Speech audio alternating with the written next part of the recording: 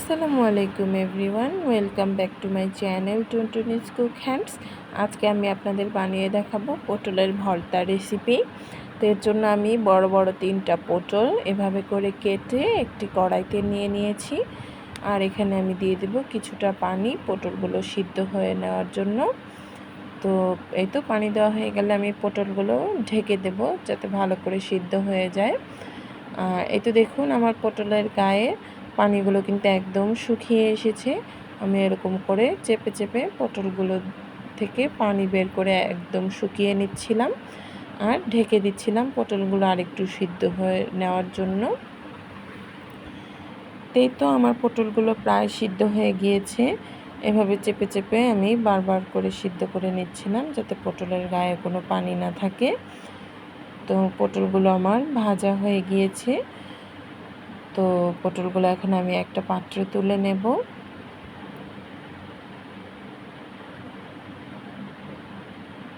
পটলগুলো একটা পাত্রে তুলে নেওয়া হয়ে গেলে এই একই কড়াইতে আমি পটলের ভর্তা করার জন্য কিছুটা তেল দিয়ে তেলের মধ্যে পেঁয়াজ কুচি এবং রসুনের কোয়া দিয়ে দেব। পেঁয়াজ এবং রসুনটা ভালো করে আমি ভেজে নেব। আশা করি আপনাদের কাছে ভিডিওটা ভালো লাগবে। ভালো লাগলে প্লিজ বাসায় একবার এভাবে বানিয়ে দেখবেন, খেতেও বেশ মজা হবে।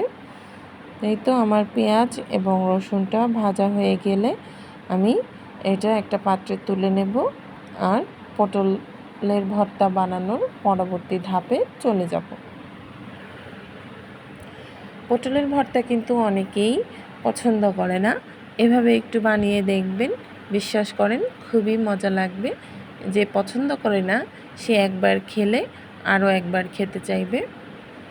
তো এই তো আমার পেঁয়াজ রসুনগুলো তুলে নেওয়া হয়ে গিয়েছে। এখন চলুন আমরা পরবর্তী ধাপে চলে যাই। ভর্তা বানাবো আর শিলপাটা ব্যবহার করব না, তা তো হতেই পারে না।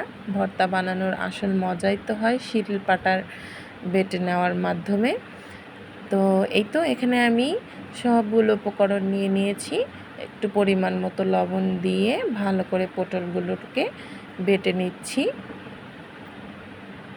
এই তো আমার পটল বাটা হয়ে গেলে আমি একটা পাত্রে তুলে নেব।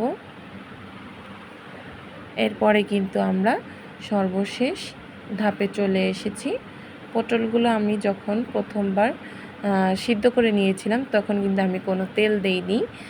তো এখন এখানে আমি সামান্য তেলে পটলগুলোকে একটু ভেজে নেব, ব্যাস তাহলেই হয়ে যাবে আমাদের পটলের ভর্তা।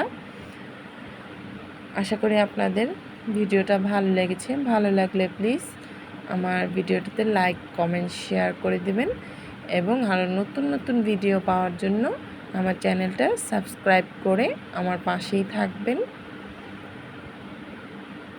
এই তো হয়ে গিয়েছে পটলের ভর্তা। এখন গরম ভাতের সাথে পরিবেশন করুন।